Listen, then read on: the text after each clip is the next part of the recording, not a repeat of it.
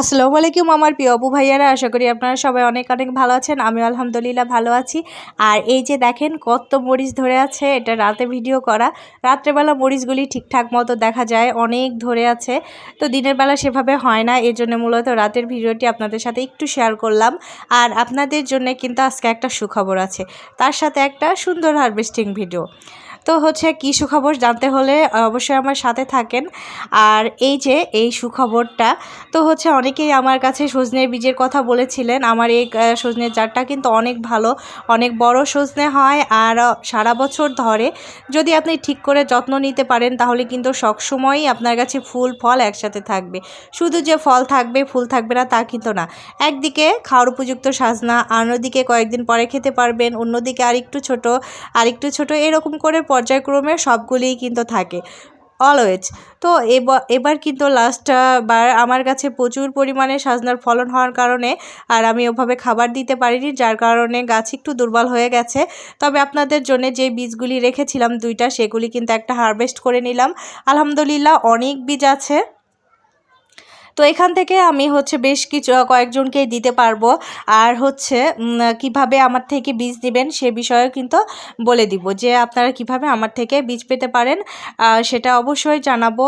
আর হচ্ছে কিভাবে পাবেন সেটাও বলবো। এই যে আজকে চলে এসেছি সকালবেলাতে হারভেস্ট করতে। প্রথমেই কিন্তু সজনের পরে মরিচ হারভেস্ট করতে চলে আসলাম। মাশাল্লাহ মরিচগুলি কিন্তু অনেক হয়েছে। তো মাছিলা মিলে দুজনে একসাথে হারভেস্টিং করতে শুরু করে দিয়েছি। অনেক মরিচ ধরেছে, গাছটা কিন্তু আমার বলা যায় অনেক ভালো পড়েছে। আর যত্ন করেছি এবার একটু প্রপার ওয়েতে। এর আগে যতবার মরিচ করেছি ঠিকঠাক মতো মরিচ পাইনি, হয়তো বা গাছ বুড়ো হলে তারপরে পেয়েছি। তো যাই হোক, হচ্ছে এভাবে করে দেখা যায় এবার কিন্তু অনেক মরিচ ধরেছে। শুধু এই গাছে না, আর একটা গাছেও মরিচ ধরেছে। তো এখান থেকে উঠাবো। তো মরিচ তুলতে তুলতে চলেন আপনাদের সাথে শেয়ার করি আপনারা কিভাবে আমার কাছ থেকে বীজ পেতে পারেন। তো আমি কিন্তু সুন্দরবন কুরিয়ারে এর আগে দিয়েছিলাম, হচ্ছে কয়েকটা আপুকেই দিয়েছিলাম। আর সবার কিন্তু ভালো মতোই গাছ হয়েছে। আমি যে বীজগুলি দেই আপনাদেরকে, মানে দিয়েছি ওনাদের, সবগুলি কিন্তু ভালো ছিল। আপনারা যদি প্রপার ওয়েতে করতে পারেন তাহলে কিন্তু 100% হচ্ছে জার্মিনেশন হবে, আমি গ্যারেন্টি দিয়ে বলতে পারি। কিন্তু আমি কিন্তু খারাপ বীজ দেই না। তো যাই হোক, হচ্ছে আর আমি কিন্তু বীজ বিক্রি করি না, আপনাদেরকে বলে রাখি। আমার হচ্ছে কোনো বীজ বিক্রি করার ইচ্ছা নেই, যে কয়েকটা বীজ আমি এমনিই দিতে চাই। তবে কিন্তু বেশি দিতে পারবো না, যেহেতু আমার কাছে অনেক আপুরা বলেছে, আপু ভাইয়ারা, তো ওনাদের হচ্ছে সবাইকে দেওয়ার চেষ্টা করব। এর জন্য আমি কিন্তু 2 টাকা করে বীজ দিব, সর্বোচ্চ 3টা দেখা যায়। ওই হিসাব করে কিন্তু আমি 2টা করেই ধরে রেখেছি। আর যদি দেখা যায় যে আপুদের সংখ্যা কম হচ্ছে, বীজের পরিমাণ বেশি, তখন কিন্তু বাড়িয়ে দিব। আর কিন্তু আমি একসাথে একদিনে কুরিয়ার করতে যাব কিংবা 2 দিনে। আর হচ্ছে দয়া করে আপুরা আপনাদের হচ্ছে কিছু মনে করেন না, আমার কিন্তু নিতে খারাপ লাগছে। তো কুরিয়ার চার্জ যেটা আনুষঙ্গিক খরচ সেটা কিন্তু দিতে হবে। কারণ একজন দুইজন হলে সেটা আমি দিতে পারতাম, কিন্তু অনেক আপুরা যেহেতু বলেছে, অনেকেই বলেছে, দেখা যায় বেশ খানিকটা টাকা। এ কারণে আপনাদেরকে বলছি যে আপনারা প্লিজ হচ্ছে কুরিয়ার খরচ হচ্ছে টা দিয়ে তারপরে আপনারা হচ্ছে নিতে পারেন। তো আমি হচ্ছে আমার যে হোয়াটসঅ্যাপ নাম্বার আছে, মানে কমেন্ট বক্সে তো আর ওভাবে আলোচনা বলা যায় না, তো হচ্ছে হোয়াটসঅ্যাপ নাম্বারে আমি লাস্টের দিকে দিয়ে দিব, আপনারা কিন্তু নিয়ে নিন। আমি কিন্তু লিখে দিব না, মুখে বলে দিব। তো মনোযোগ সহকারে প্লিজ হচ্ছে ভিডিওটি দেখবেন, তাহলে কিন্তু বুঝতে পারবেন। আর হচ্ছে এই যে দেখেন, এই গাছটা তো মাশাআল্লাহ বেশ কিছু মরিচ ধরেছে। তবে এই গাছটা একটু ব্যতিক্রম, ওইটাতে অনেক বেশি একসাথে ধরেছিল। আর এটাতে প্রথম ফলন, প্রথমে 2টা মরিচ তুলেছিলাম, আর এই দ্বিতীয়বার উঠাচ্ছি কয়েকটা একসাথে। তো এই মরিচগুলি যেমন এখন ধরে আছে, তারপরে ফুল আছে, ফল আছে, ধরছে, মানে পর্যায়ক্রমে দেখা যায় গাছটাতে সবসময় মরিচ থাকবে। আর ওইটাতে একসাথে অনেক বেশি মরিচ ধরেছে, তবে ছোট ছোট অল্প কিছু ফুল আছে, এমনকি ছোট ছোট কয়েকটা মরিচ আছে। আর এখানে একদিক থেকে বড় হচ্ছে আর একদিক থেকে ধরছে, এ আর কি।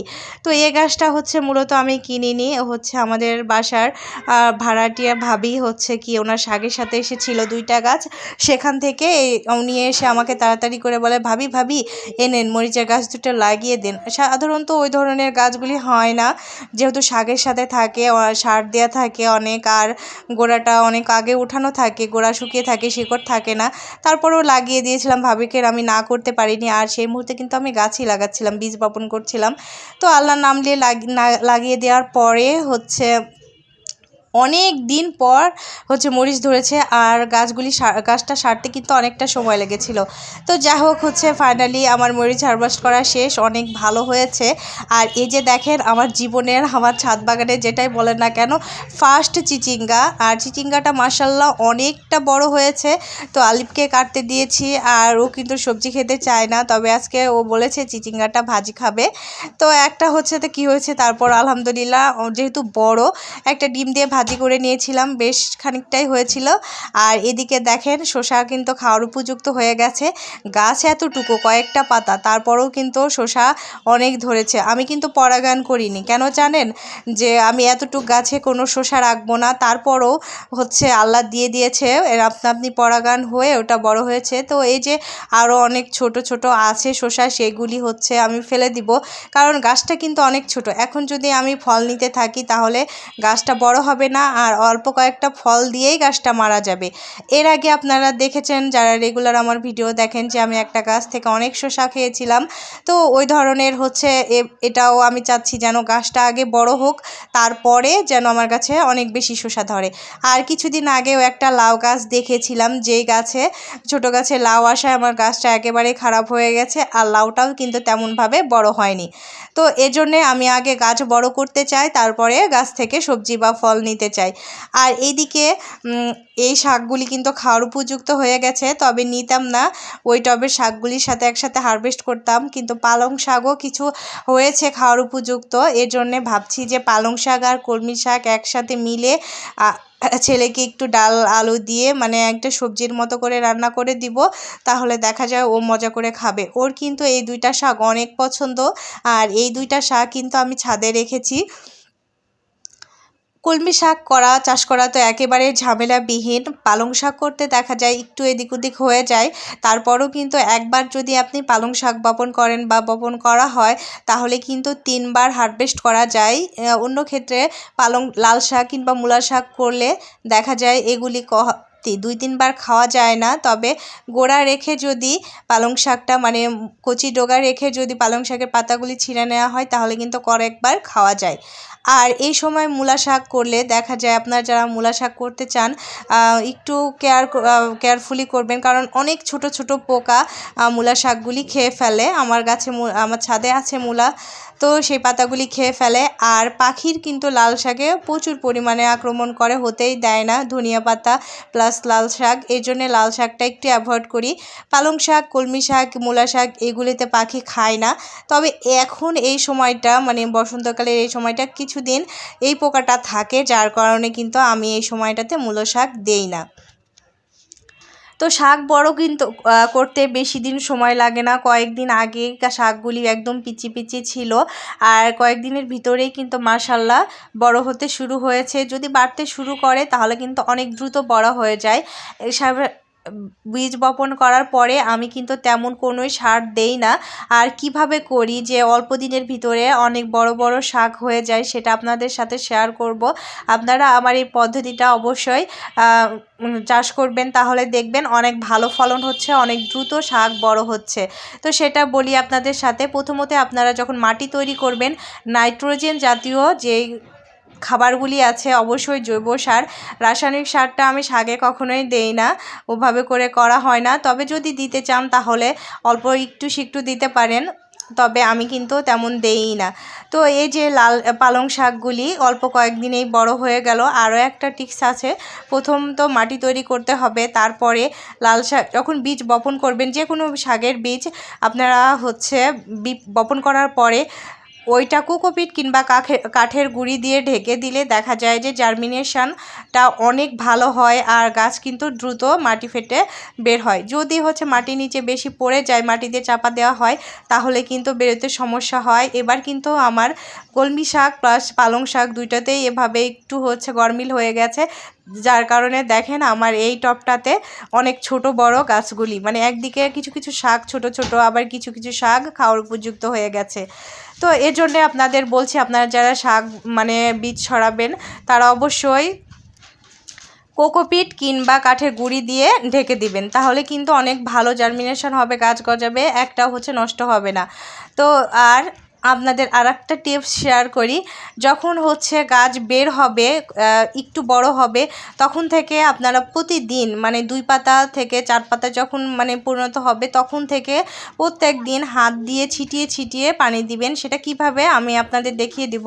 আগে শাকগুলি হারভেস্ট করে নেই, আর এর ফাঁকে আপনাদের বলে দেই আমার হোয়াটসঅ্যাপ নাম্বারটা, এখানে কিন্তু আপনারা চাইলে আমার সাথে যোগাযোগ করতে পারেন, এখানে আপনাদের ডিটেলসে বলে দিব। তো নাম্বারটা হচ্ছে 01726144229। আমি আবারও বলি 01726144229। এই নাম্বারটা আমার। আর এই নাম্বারে আপনারা কিন্তু আমার সাথে যারা বীজ নিতে চান তারাই যোগাযোগ করবেন, তাছাড়া প্লিজ কেউ যোগাযোগ করবেন না। আর মেসেজ করলে সব থেকে ভালো হয়, কারণ আমি কিন্তু এখন অনেক ব্যস্ত থাকি, আপনাদের ফোন দিলে হয়তো বা না ধরতেও পারি, তবে মেসেজ দিয়ে রাখলে আমি যে কোনো সময় কাজের ফাঁকে আপনাদের মেসেজটা পড়ে নিতে পারবো কিংবা রিপ্লাই দিতে পারবো।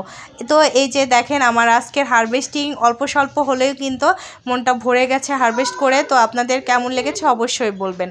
আর এবার আপনাদের দেখাই এই যে কিভাবে করে পানি দিতে হয়। আমি কিন্তু প্রত্যেকটা দিন মানে গাছ বের হওয়ার পর থেকে এভাবে করে হাত দিয়ে ছড়িয়ে ছড়িয়ে পানি দিতাম, পুরো মোট কথা পুরো গাছগুলিতে একটু গোসল করানোর মতো করে। আর যাদের পানি দেওয়ার ঝাঁঝরি আছে তারা কিন্তু ওটা দিয়েও দিতে পারেন, আবার বোতল ফুটা করে সেটা দিয়েও দিতে পারেন, যে যার মতো করে। তবে আমার করা হয়নি, ভিডিও করতে করতেই মনে পড়লো একটা বোতল ফুটা করা দরকার।